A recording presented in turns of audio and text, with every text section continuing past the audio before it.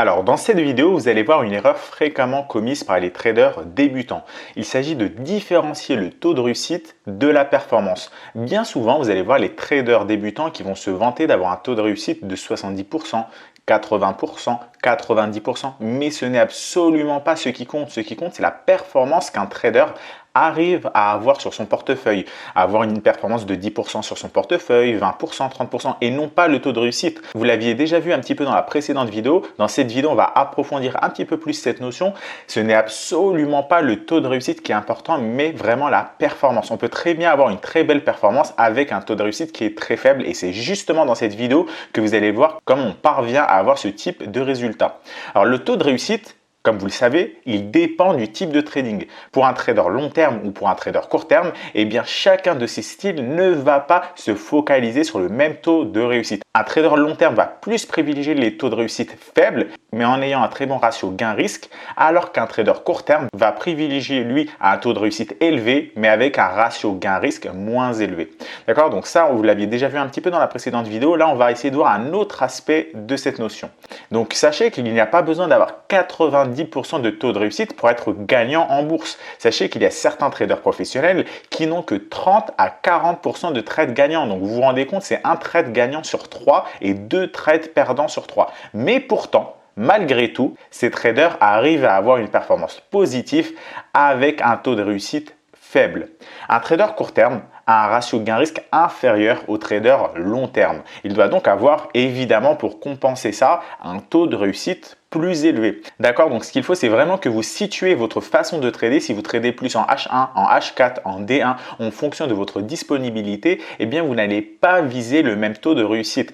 Plus vous allez trader sur des unités de temps longues, plus vous allez avoir des ratios gain-risque qui potentiellement peuvent être intéressants. Mais évidemment, votre taux de réussite va être un petit peu plus faible.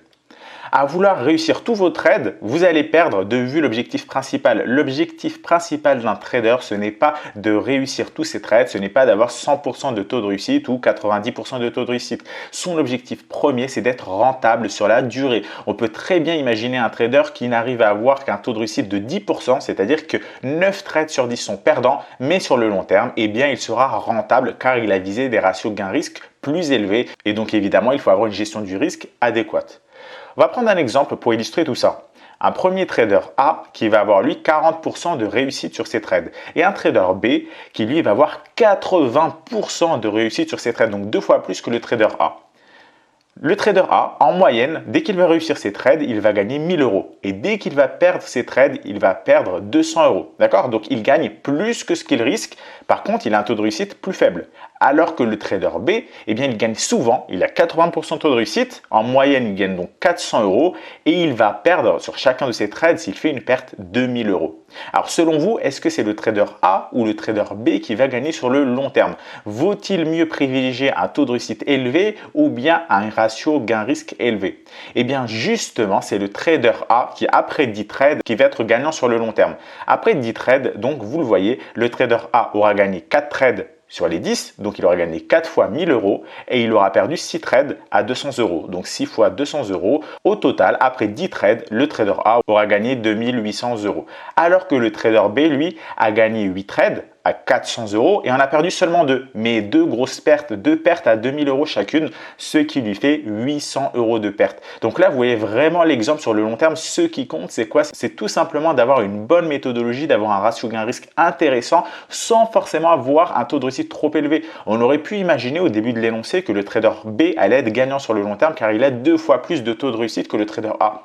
En effet, on aurait pu penser ça, mais on voit aussi que le trader B, lui, il ne privilégie pas le ratio gain-risque. Et donc, quand il perd beaucoup plus que le trader A. Le trader A, vous le voyez, en moyenne, il gagne 1000 euros et il perd 200 euros. Il a un ratio gain-risque donc de 5 avec un taux de réussite de 40%. Alors que le trader B, eh bien, lui, lorsqu'il risque 1, il en perd 5. Regardez, dès qu'il risque 400 euros, il perd 2000 euros. Voilà, c'est vraiment important de garder cette image en tête.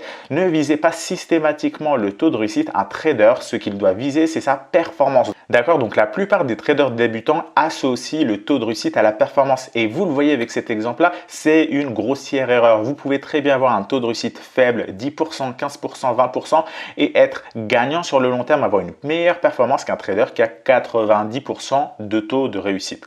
Donc là, je vous ai mis un petit tableau, vous le voyez, le pourcentage de réussite qui va être nécessaire pour être à break-even, c'est-à-dire ni gagner ni perdre en fonction du ratio gain-risque. Prenons par exemple un trader qui risque 1 et qui veut gagner 50. Il a un ratio risque-gain donc de 50.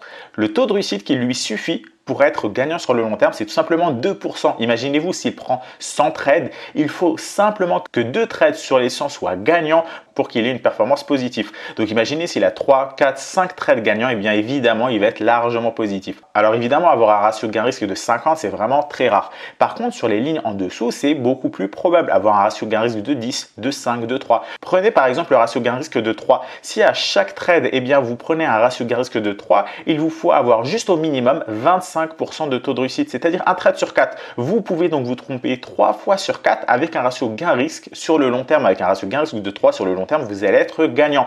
Donc évidemment, maintenant, si vous augmentez un petit peu ce taux de réussite en passant de 25% à 30%, eh bien, vous le voyez, vous allez être évidemment gagnant. Donc, retenez bien ça, il ne faut absolument pas que vous visiez un taux de réussite trop élevé. Descendons un peu plus bas sur le tableau et vous le voyez, si vous risquez 50 et que vous gagnez 1, eh bien ça c'est un petit peu ce qu'avait le trader B. C'est-à-dire que le trader B, à chaque fois qu'il gagnait, il ne gagnait pas beaucoup, mais quand il perdait beaucoup. Et il lui faut par exemple ici, s'il risque 50 pour gagner 1, avoir un taux de réussite de 98%. C'est vraiment énorme. Donc vous voyez, finalement, c'est peut-être beaucoup plus facile et beaucoup plus intéressant d'avoir un taux de réussite de 25%, 30%, 40% que d'en avoir un de 98%.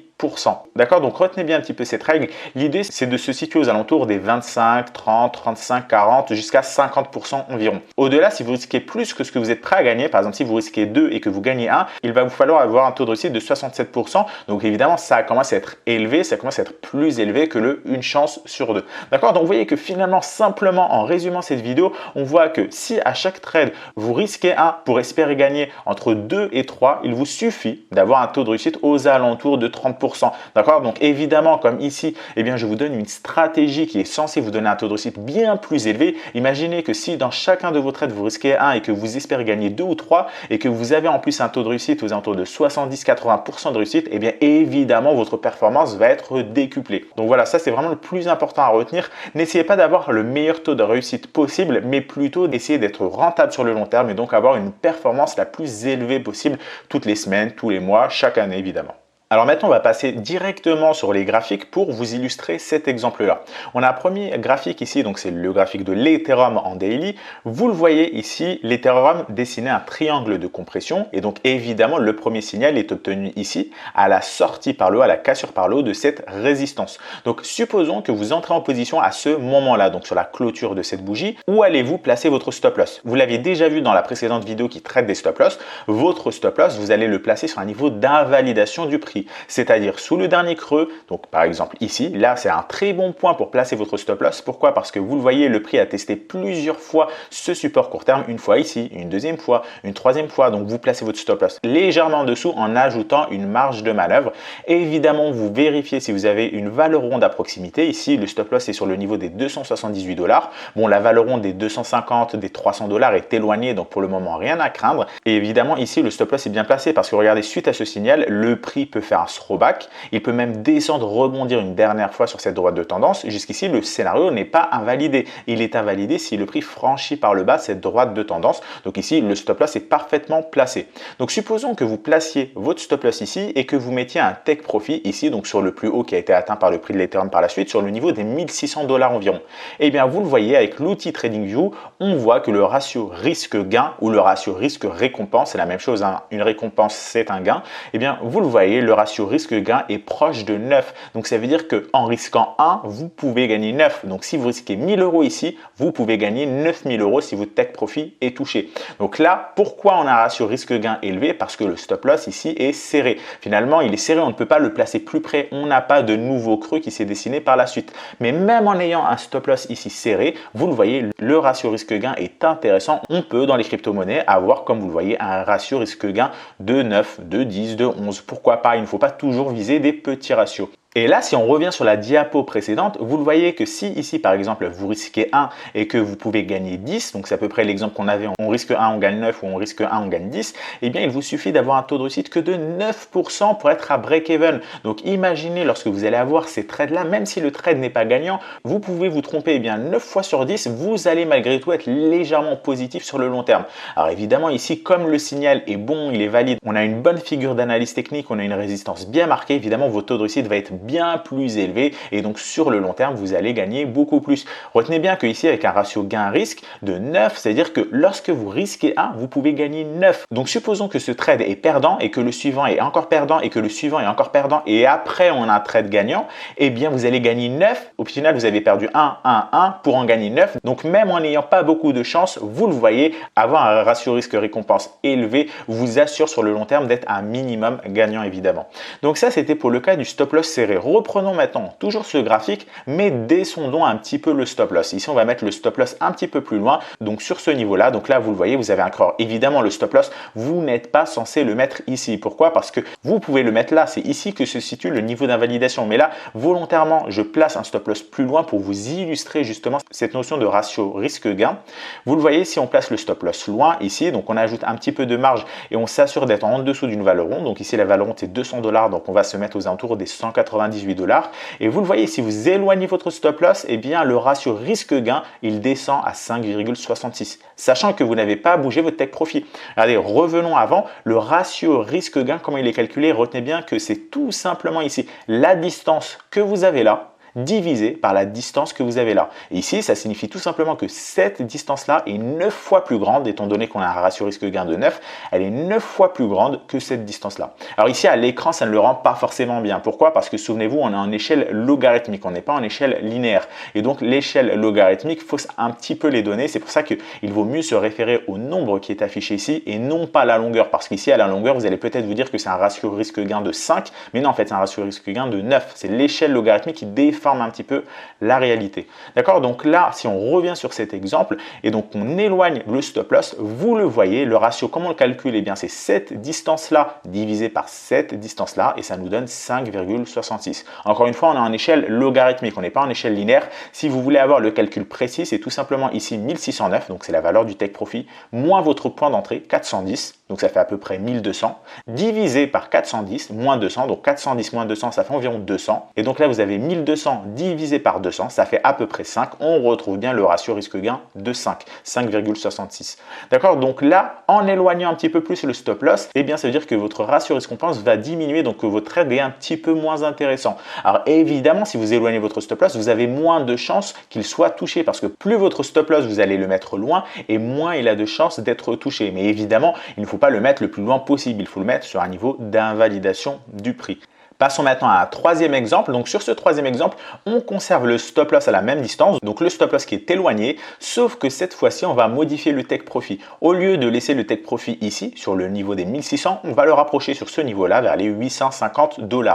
En rapprochant le take profit, eh bien, vous le voyez, le ratio risque-récompense, lui, il diminue, il n'est plus que de 2. D'accord? Donc le ratio risque-récompense a diminué, votre stop loss, vous ne l'avez pas bougé, mais vous avez rapproché votre take profit. Alors évidemment, en rapprochant votre take profit, eh bien, vous avez plus de chances qu'il soit atteint. Si votre take profit est situé à une faible distance, eh bien, il y a plus de chances que le prix l'atteigne que si votre take profit est vraiment très éloigné. Mais attention, malheureusement, vous ponctionnez un petit peu de votre ratio risque-récompense. Alors ici, encore une fois, vous avez l'impression que cette distance-là en verte est à peu près égale à celle en rouge, mais nous sommes en échelle logarithmique et non pas en échelle linéaire. Donc ici, le ratio n'est pas de 1, mais il est bien de 2. Là, vous le voyez, en fait, on a une valeur à peu près de 800 $, ici de 400. 800 moins 400, ça fait 400. Et vous divisez par 400 moins 200, ça fait 200. Donc 400 divisé par 200, ça fait 2. On retrouve bien le ratio risque-récompense ici d'à peu près égal à 2, donc 2,1. D'accord? Donc vous le voyez, votre stop loss, ne le mettez pas trop loin parce que si vous le mettez trop loin, eh bien évidemment, il y a peu de chances qu'il soit touché, mais vous allez ponctionner sur votre ratio risque-récompense. Placez-le, comme vous l'avez vu sur les vidéos du stop loss, donc les vidéos sur les 4 propriétés du stop loss, il faut le placer sur un niveau d'invalidation du prix. Pour le take profit, c'est pareil, ne le placez pas trop près parce que si vous le placez trop près, eh bien évidemment, votre ratio récompense va diminuer et vous n'allez peut-être pas assez gagner par rapport à ce que vous auriez été prêt à risquer. D'accord? Il ne faut pas non plus évidemment le placer trop loin, il y a un juste milieu. Et le juste milieu, c'est justement de placer ses take profit et ses stop loss en fonction des différents critères que je vous ai donnés dans les précédentes vidéos, c'est-à-dire par exemple le take profit en dessous d'éventuelles résistances, le stop loss sur des niveaux d'invalidation du prix, etc., etc. Donc toutes les propriétés, maintenant vous les connaissez. Et voilà, l'idéal c'est que lorsque vous allez prendre un trade, vous allez avoir une liste de critères à respecter à la fin du module 2, mais déjà on va anticiper, lorsque vous allez prendre un trade, essayez d'avoir au minimum, au grand minimum, un ratio risque-récompense de 1, au minimum. Mais si vous pouvez avoir un ratio risque-récompense de 2 ou de 3, c'est encore mieux. Et évidemment, vous pouvez monter un peu plus haut, 5, 6, 7, 8, 9. Évidemment, n'essayez pas d'avoir un ratio risque-récompense trop élevé de 30, 40, 50 parce qu'il y a très peu de chances évidemment qu'il soit atteint. Donc voilà, la norme si vous voulez, c'est entre 2 et 10 on va dire pour le ratio risque-récompense. Mais encore une fois, ça va dépendre de l'unité de temps et de la crypto-monnaie. Donc voilà pour cette vidéo complémentaire sur le ratio risque-gain. Donc j'espère que cette notion de calcul de ratio risque-gain vous paraît un petit peu plus claire maintenant. Dans la prochaine vidéo, je vais vous présenter un indicateur technique, donc un indicateur technique qui est vraiment très utilisé. Il s'agit des moyennes mobiles. Mais vous allez voir dans cette vidéo, il ne s'agit pas simplement d'utiliser les moyennes mobiles comme vous pouvez le voir n'importe comment sur Internet. Vous allez voir quelques spécificités vraiment intéressantes des moyennes mobiles pour les exploiter au mieux. Donc voilà, si déjà cette vidéo est complètement claire, vous pouvez passer à la suivante. Si tout n'est pas encore 100% fluide, eh bien vous avez un espace commentaire, je vous le rappelle sous la vidéo, pour poser toutes vos questions. Et évidemment, nous sommes là pour y répondre. À tout de suite dans la prochaine vidéo.